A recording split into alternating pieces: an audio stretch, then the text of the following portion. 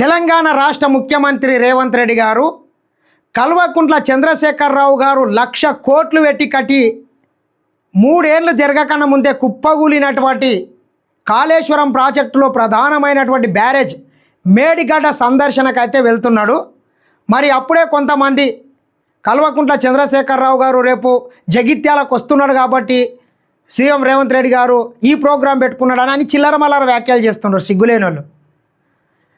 మీకు కనీసం బుద్ధి అవగాహన సోయి ఏమన్నా ఉన్నదా అని నేను అడుగుతున్నా. ఎందుకంటే ఎటువంటి సాంకేతిక పరిజ్ఞానం లేనప్పుడు కాంగ్రెస్ పార్టీ ఈ దేశంలో కొన్ని వందల ప్రాజెక్టులు కట్టింది. ఉమ్మడి ఆంధ్రప్రదేశ్లో కావచ్చు, తెలంగాణ రాష్ట్రంలో కూడా కొన్ని లెక్కకు మించినటువంటి ప్రాజెక్టులు కడితే ఒక్కటి కూడా ఈ రోజుకి చెక్కు చెదరలేదు.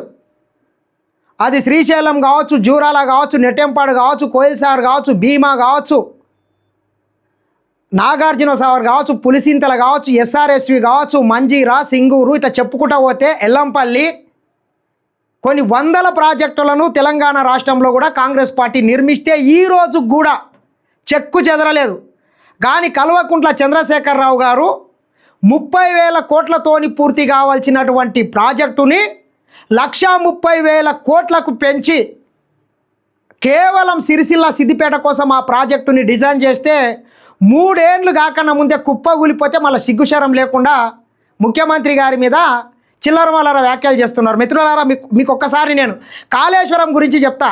ఇది ఎంత తెలివి తక్క దద్దమ్మ ప్రాజెక్ట్ అంటే నేను ఒక్కసారి మీకు చూపించే ప్రయత్నం చేస్తా. యాక్చువల్గా ఒరిజినల్గా ఆ రోజు రాజశేఖర్ రెడ్డి గారు ఉన్నప్పుడు డాక్టర్ బిఆర్ అంబేద్కర్ ప్రాణహిత సృజల శ్రావంతి పేరు మీద ప్రాజెక్టును డిజైన్ చేసిండ్రు. మామూలుగా వాళ్ళు తమ్మిడిహట్టి నుంచి, అంటే ఇక్కడ మహారాష్ట్ర నుంచి వచ్చేటటువంటి ప్రాణహిత నది మీద తమ్మిడిహట్టి దగ్గర ఒక బ్యారేజ్ కట్టి అక్కడ నుంచి డైరెక్ట్గా ఇక్కడ ఎల్లంపల్లి వరకు నీళ్ళని తీసుకురావాలని చెప్పి వాళ్ళు ఆ రోజు ఆ ప్రాజెక్టుని డిజైన్ చేసిండ్రు. 10,000 కోట్లకు సంబంధించినటువంటి వర్క్ కూడా జరిగిండే. కానీ కేసీఆర్ వచ్చిన తర్వాత దాన్ని పక్కన వాడేసి ఏం చేసిండా అంటే ఎత్తిపోతల తిప్పిపోతలు అని చెప్పి ఈ తమ్మిడిహట్టి నుంచి మేడిగడ్డ వరకు తీసుకొచ్చాడు. మామూలుగా ఈ కాళేశ్వరం ప్రాజెక్టు యొక్క ఈ తమ్మిడిహట్టు ప్రధాన ఉద్దేశం ఏంటంటే ఎప్పుడన్నా ఈ గోదావరి నదిలో నీటి లభ్యత లేకుంటే, ఎందుకంటే పైన అనేక ప్రాజెక్టులు ఉన్నాయి.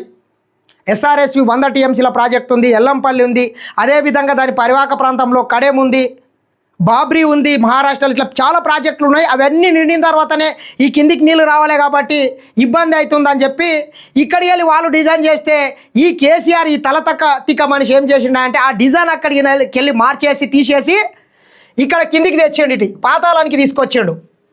పాతాళానికి తీసుకొని వచ్చి ఇక్కడ ఒక మేడిగడ్డ బ్యారేజ్ కట్టిండు, అదే కుప్పగూలిపోయింది. ఈ మేడిగడ్డ నుంచి మళ్ళీ ఇక్కడ ఇక చూడొచ్చు, ఇక్కడ మీరు ఒకసారి శాటిలైట్లో కూడా ఉంది, ఇక్కడ నుంచి తీసి ఇక్కడ సుందిల దగ్గర ఇంకొక బ్యారేజ్ కట్టి ఇందులోకి ఎత్తిపోస్తున్నాడు. మళ్ళీ ఇందులోకి వెళ్ళి మేడిగడ్డ నుంచి అన్నారంలోకి ఎత్తిపోస్తున్నాడు, అన్నారం నుంచి సుందిలోకి ఎత్తిపోస్తున్నాడు. మళ్ళీ ఇక్కడ కూడా చూడొచ్చు మీరు శాటిలైట్లో. అంటే ఇక్కడ ఒక లిఫ్టు ఇక మళ్ళా సుందిల్ల నుంచి ఎల్లంపల్లిలకు మళ్ళొకసారి మళ్ళీ ఎత్తిపోస్తున్నాడు. ఇట్లా అంటే డైరెక్ట్ ఇక్కడ నుంచి రావాల్సినటువంటి నీళ్ళని ఇన్ని కథలు పడ్డాడు. ఎందుకు పడ్డా అంటే కేవలం కమిషన్లకు కకృతి వాడి ఇట్లా ఒట్టిగా గ్రావిటీ ద్వారా రావాల్సినటువంటి నీళ్ళని చారణ కోడికి బారణ మసాలా అంటారు, కానీ 2 రూపాయల మసాలా చేసి పెట్టాడు. ఇట్లా మొత్తం తలతిక్క పనులు చేసి మళ్ళీ పైనుంచి గోదావరి వస్తే ప్రతి సంవత్సరం కొన్ని వందల టీఎంసీలను మళ్ళీ సేమ్ ఇక్కడ నుంచి అక్కడ గేట్లు ఎత్తి కిందికి పోయే పరిస్థితి వచ్చింది. ఇంత తలతక్క ప్రాజెక్టుని ప్రపంచంలో ఏ ఇంజనీర్ డిజైన్ చేయడు. ఇంజనీర్లను మొత్తం పక్కన వాడేసి మీకేం తెలుస్తుంది ఆడ పక్కన కూర్చోడు అని చెప్పి ఈయన మేధావి ఫామ్ హౌస్లో వండుకొని వేసినప్పుడు ఒక డిజైన్, దిగినప్పుడు ఒక డిజైన్, ఇట్లా పూటకు డిజైన్ చేసి ప్రపంచంలోనే పేరు ప్రతిష్టలు ఉన్నటువంటి ఎల్లాంటి కంపెనీ లాంటి వాటి మీద ఒత్తిడి తీసుకొని వచ్చి కమిషన్లకు కకృతి వాడి కోట్ల రూపాయలను దండుకొని వాడు నాసి రకం ప్రాజెక్టు కడితే కుప్పగూలిపోయింది 3 ఏళ్లలోనే.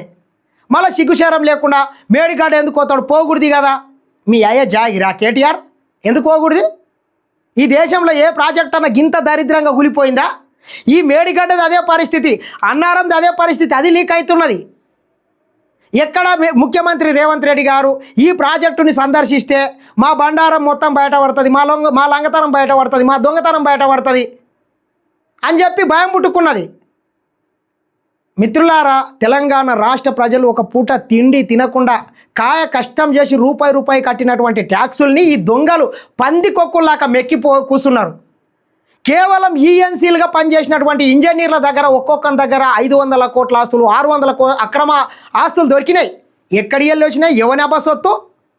అంటే చిన్న ఇంజనీర్లు ఈ రకంగా దండుకుంటే మరి హరీష్ రావు వాటా ఎంత, కేసీఆర్ వాటా ఎంత, కేటీఆర్ వాటా ఎంత? కవితనే చెప్పింది ఈ దొంగలంతా కలిసి పంచుకున్నారని చెప్పి. కాబట్టి రేపు రేవంత్ రెడ్డి గారు ఈ ప్రాజెక్టులను సందర్శన చేస్తున్నాడు, మీ బండారం మొత్తం బయట పెడతాడు. కాబట్టి ఇకనైనా మీరు చేసినటువంటి ఇటువంటి దిక్కుమాలిన ప్రాజెక్టు డిజైన్ మీద బహిరంగంగా క్షమాపణ చెప్పి ముక్కు నేలకు రాయాలని చెప్పి కోరుకుంటున్నా. ఇదే ప్రాజెక్టు మీద మిత్రులారా, నేను గతంలో ఒక పాట రాస్తే మా మీద కూడా అక్రమ కేసులు పెట్టి ఆ రోజు ఇబ్బందులకు గురి చేస్తే ఈరోజు కూడా ఆ కేసు కోసం నేను మేడ్చల్ కోర్టుకు తిరుగుతున్నా.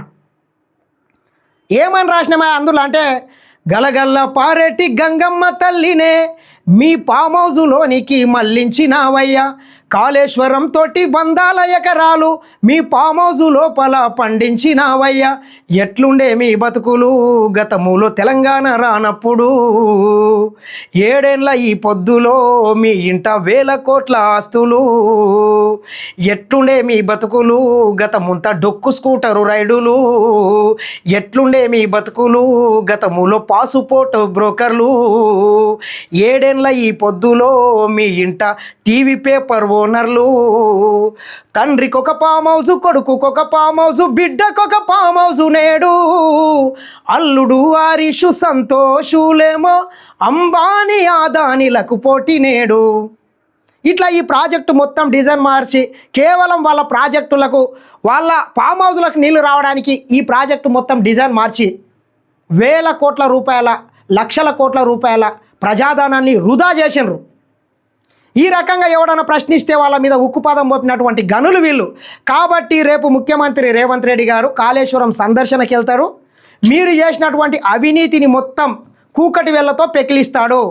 కేంద్ర ప్రభుత్వాన్ని కూడా కాళేశ్వరం కుంభకోణం మీద సిబిఐ ఎంక్వైరీ వేస్తే కూడా చీకట్లో పోయి అమిత్ షా, నరేంద్ర మోడీ కాలు పట్టుకున్నట్లున్నారు. వాళ్ళు కూడా పట్టించుకుంటలేరు.